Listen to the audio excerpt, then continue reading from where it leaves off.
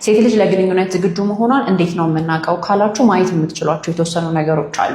የመጀመሪያው ብልት አካባቢ እርጥበት በደንብ ይኖራል። ሁለተኛ ደግሞ ወደዛ የሚሄደው የደም ዝውውርም ስለሚጨምር እዛ አካባቢ የመወጣጠር አይነት ነገሮች ይኖራሉ። ሶስተኛ ደግሞ የልብ ምቷ መጨመር፣ አተነፋፈሷ መጨመር አይነት ነገሮች ይኖራሉ። በተጨማሪም ደግሞ ሰውነቷ ሞቅ ማለት ነገር ይኖራል። እነዚህ ነገሮች አሉ ማለት አይምሮዋም ግን ሁል ጊዜ ዝግጁ ነው ማለት ላይሆን ይችላል። የሉም ማለትም ደግሞ ለግንኙነት ዝግጁም አይደለችም ማለትም ላይሆን ይችላል። ነገር ግን እነዚህ አካላዊ የሆኑ የሚታዩ ለውጦች ናቸው ማለት ነው። በማንኛውም ስንፈተ ወሲብ ዙሪያ መታከም ከፈለጋችሁ ባዮ ላይ ስልክ አለ። ዶክተር ቤቴል ነኝ። ባይ። ለሚስቶች የሚሰጥ ምክር ፓርት 4 ትንንሹን ነገር ማድነቅ ልመዱ። እስቲ ማድነቅ ልመዱ፣ አካብቱት። ዋው እንደ ዛሬ ሆነ አታውቅም፣ እንደ ዛሬ አንበሳ ሆነ ህልኝ አታውቅም ምናምን ብላችሁ ትንሽ ነገር እኮ ሊሆን ይችላል።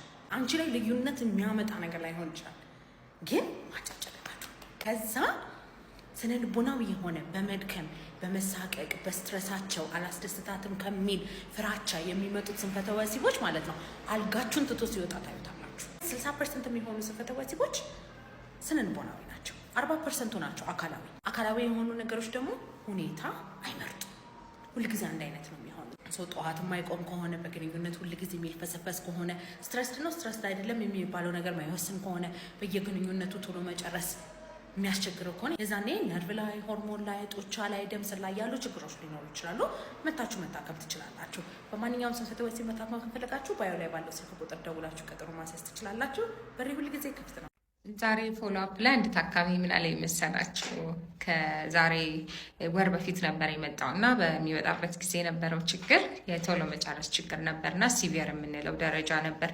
በሰከንዶች ነበርና ያሳቀኝ አባባሉ ነው። እሱም ሳያው አይቀየመኝም እና ስሙን ስላልጠራው ከዛ መታከሜን ለባለቤቴ ነግሬያት ነበረ እና ባለቤቴ ምን እንዳለች ታውቂያለሽ? አለኗል ከድፋባቸው ወደ ዝጋባቸውን የቀየረች ዶክተራችን አለችኝ። እና ይሄ የሚሆነው በጣም ረጅም ደቂቃ አይተነው የማናውቀው ቆይታ ስለነበረን ነው አለኝ እና በጣም ነበር ያዝናናኝ። ከሱ ጋርም እየተሳሳቅን ያወራ ነው። ሰው ልላችሁ የምፈልገው ቶሎ መጨረስ ችግር መታከም የሚችል ችግር ስለሆነ እንዲህ አይነት ችግር ውስጥ ያላችሁ ሰዎች ለመታከም አትፍሩ ለማለት ነው። ቻው ቻው። አንድ ታካሚ መጥቶ በባለፉት 1 ዓመት ውስጥ ብልት መቆም ላይ ችግር አጋጥሞኛል፣ ከዛ በፊት ግን ቶሎ መጨረስ እቸገር ነበር ቢለኝ ቀጥታ ማስበው ቶሎ መጨረሱ ስላልታከመ ነው ብልት መቆም ላይ ችግር የመጣው። ለምን እንደሆነ ላስረዳችሁ። አንድ ወንድ ቶሎ መጨረስ የሚቸገር ከሆነ በዚህ ምክንያት እየተጨናነቀ እየተሳቀቀ ይመጣል።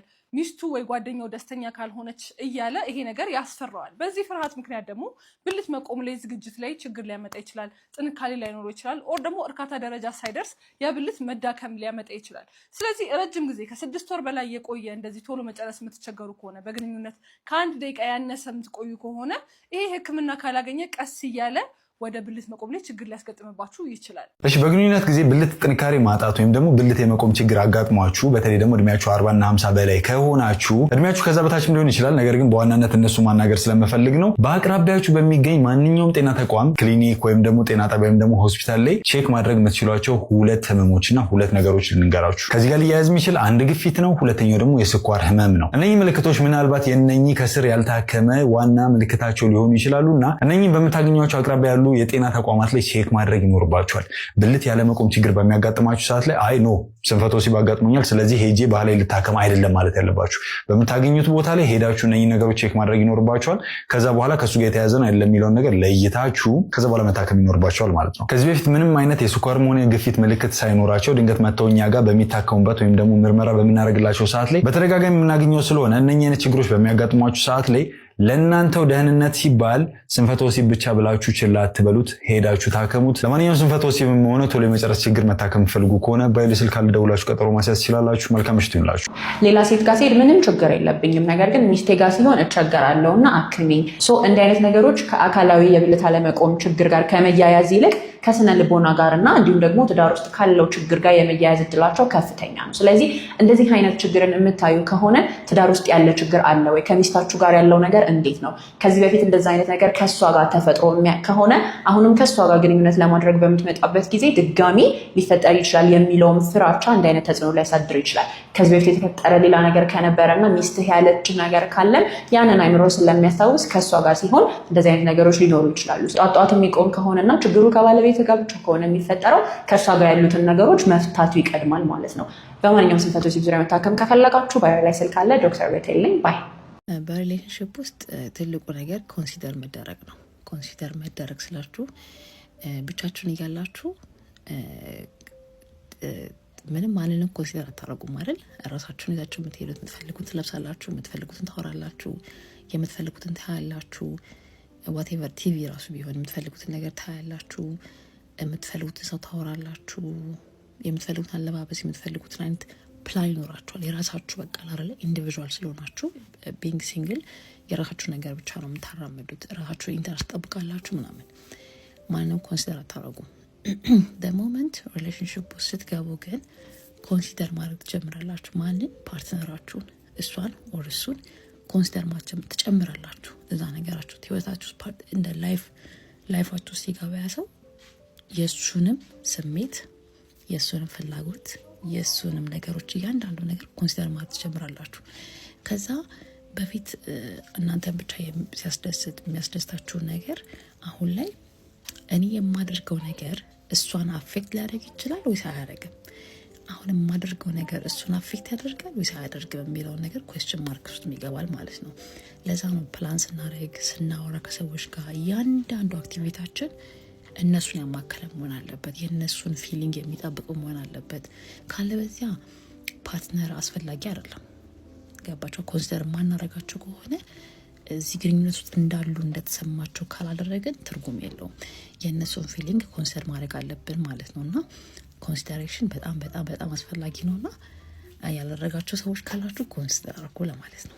እሺ፣ ጤናማ ትዳር ከፈለጋችሁ ባሎቻችሁ እንደ ቀደመው እንዲወዷችሁና ትሪት እንዲያደርጓችሁ እንደ መጀመሪያው ጊዜ ከፈለጋችሁ የተለወጠውን ማንነታችሁን ቼክ አድርጉ። ብዙ ጊዜ ወንድ ልጅ አይለወጥም ባይዘወይ በቃ ብዙ ነገሩ አይቀየርም። ብዙ ጊዜ ሳናስተውል የምንቀየረው እኛ ነን። አንደኛ ሪዘንትፉል እንሆናለን። እንዲህ እኮ አላረግልኝም፣ ትሪት እኮ አላረገኝም፣ ተሳድቧል እኮ፣ ገላምጦኛል እኮ፣ እንትን ብሎኛል እኮ የምንላቸው በጣም ብዙ ጉዳዮች አሉ ባይ ዘ ወይ። ከዛ የተነሳ ሪዘንትፉል ሆነ ሊሆን ይችላል። በቃ አትቱድ ሊኖርን ይችላል። ልንሳደብ እንችላለን። የሆነ ነገር ልናደርግ እንችላለን። ምግብ ላናቀርብ እንችላለን። ኃላፊነቱን እኮ አልተወጣም፣ እንዲህ እኮ አላረገም፣ እንዴት እንዲያደርጋል የምንላቸው ብዙ ጉዳዮች ሊኖሩ ይችላሉ። እንደዛ በማለትና በመጮ ትዳሮቻችንን ሴኪዩር ማድረግ አንችል። the only option we have የቀደመችው ሴት ለዚህኛው ሰውዬ እንዴት ነበረች ብላችሁ እስቲ ያስቡ። how do you treat him? ያኔ እንዴት ነበር ትሪት የምታደርጉት? ያኔ በጣም ይወደኝ ነበር የምትሉ ሰዓት ምን አይነት ሴት ነበራችሁ ለሰውየው? እንዳልኳችሁ ግልብጥ ብሎ የሚቀየሩ አይደሉም። there must be a certain reason። ብዙ ጊዜ ኮምፕሌን የምናደርግባቸው ምክንያቶች ካለመረዳታችን የተነሳ ጤናማውን ትሬት ሊሆን ይችላል ባሽ እያደረግንባቸው ያሉ። ወደ ስደት ከመጣሁኝ 2 ዓመት ሆኖኛል። ከልጁ ጋር የተዋወቅ ነው ላይቭ ላይ ነው። በጣም ወደድኩት፣ እሱም እንደወደደኝ ነገረኝ። ማውራት ጀመርን። ማውራት ከጀመርን አሁን 4 ወር ሆኖናል። ሳናወራ አናድርም። እኔም ደግሞ እሱን ሳላወራ ማደር አልችልም። በጣም ነው የወደድኩትኝ። ነገር ግን በወሬያችን መሀል ባለትዳር እንደሆነ ስጠይቀው ባለትዳርና የ3 ልጆች አባት እንደሆነ ነገረኝ እና ጓደኞቼንም ሳማክራቸው የሚሆነው የሚፈጠረው ነገር አይታወቅም፣ ዝም ብለሽ አውሪው ብለው አሉኝ። እሱም ደግሞ እግዚአብሔር ያውቃል፣ ዝም ብለሽ እናውራ ብሎ አለኝ። እኔ ደግሞ ሴት ልጅ ስለሆንኩኝ ሴት ልጅ ላይ መደረብ አልፈልግም። ሴት ልጅም ላይ ደግሞ እንደዚህ አይነት ነገር ማድረግ አልፈልግም። ነገር ግን እሱን ሳላውራው መዋልም ሆነ ማደር አልችልም። ምን ማድረግ እንዳለብኝ አላቅም። እስኪ ባካችሁ አማክሩኝ። እሱም ነገ የሚፈጠረው ነገር አይታወቅም አዋሪኝ እያላት ነው። ጓደኞቿም ደግሞ ያው እንደዛ ብለው እያማከሯት ነው ማለት ነው። እና እሷም ያው ታወራዋለች። ማውራቷን አልተወችም ባለትዳር እንደሆነ ካወቀች በኋላ። ነገር ግን እየከበዳት ስለሆነ እንድናማክራት ብላ ወደኛ መታለች ማለት ነው። በመጀመሪያ ደረጃ አንድ ሰው ትዳር ካለው በቃ ቀይ መስመር ነው። በየትኛውም ሁኔታ ላይ ሊሆን ይችላል። ተፋቶ የራሱን ህይወት ለብቻው ካልጀመረ በስተቀር ማለት ነው። እሱ ራሱ ከባድ ነው። ምክንያቱም ልጆች ያሉበት ነገር ነገ ዞሮ ዞሮ ተመልሶ ሊታረቁ ይችላሉ ብዬ ነው እኔ የምገምተው፣ እንደኔ ማለት ነው። እና ትዳር ላይ ያለበት ባለትዳር ወንድ ላይ ሄዳችሁ የምትለጠፉ ሴቶች፣ ወንዶችም ደግሞ ባለትዳር ሴት ላይ እንደዚህ የምታደርጉ ሰዎች አድቡ፣ አደብ ያዙ። አይሆንም እንደዚህ አይነት ነገር። ያቺም ሴት ህይወቷን ትኖርበት። በነገራችን ላይ ሰው እየመረጠ ስላልሆነ ነው። አሁን ባለትዳሮች በቃ ዝም ብለው ያገኙት ሴት ጋር እየሄዱ የሚሆኑት ሴቶቹም እንደዛ ማለት ነው። ወንዶቹም አይመርጡም፣ ባለትዳር ስለሆነች ብለው አያልፉም። ሴቶቹም ደግሞ ባለትዳር ስለሆነ ብለው ይሄው እየተዉ አይደለም። ሰውም ደግሞ ነገ ሊፋቱ ይችላሉ። ምክር እንኳን የምትጠይቃቸው ሰዎች ነገ ሊፋቱ ይችላሉ። ስለዚህ የሚፈጠረው ነገር ስለማይታወቅ ዝም ብለሽ ቀጥይ እያሏት ነው። እና አረባካችሁ የምታማክሯቸው ሰዎች ራሱ እረፉ። ነገ በኔ ይበሉ። የቤታችሁ እንደዚህ አይነት ነገር ሊመጣ ይችላል እና ካልተፈላለጋችሁ መፋታትና ፈታችሁ ሌላ የራሳችሁን ህይወት መኖር ነው እንጂ እንደዚህ የምታደርጉ ሆነ ወንዶችም ሆናችሁ ሴቶች በጣም ነው የሚያስጠላው። እና ስነስርዓት ብትይዙ እላለሁኝ። ፎሎ እያደረጋችሁኝ ኮፒ ሊንክ አድርጉልኝ እሺ ውዶቼ። አካውንቴ ያው ታውቁታላችሁ እንዴት እንደሆነ እና የቻላችሁትን ያህል እየገባችሁ ኮፒ ሊንክ አድርጉልኝ። ቤቱን ፎሎ ያላደረጋችሁ ፎሎ እያደረጋችሁ። ባልሽን ከሌሎች ሰዎች ጋር ማወዳደር ከጀመርሽ ባልሽን ልታጨው አንድ እርምጃ እየተራመድሽ ነው። ባልሽ የራሱ የሆነ ጠንካራ ጎን አለው። አንቺ እሱን ማድነቅ ትተሽ የምታጣጢው የምታወዳደሪው ከሆነ ባልሽ ቤቱን እንዲሰለችና ሌሎች የሚያደርጉት ሰዎች እንዲፈልግ በር ትከፍቺለታለሽ። ባልሽን የምትፈልጊው ከሆነ እሱን አበርቺው፣ ጠንካራ ጎኑንም ንገሪው። ቤት እንደ ራስ እንጂ እንደ ሰው አይኖርም።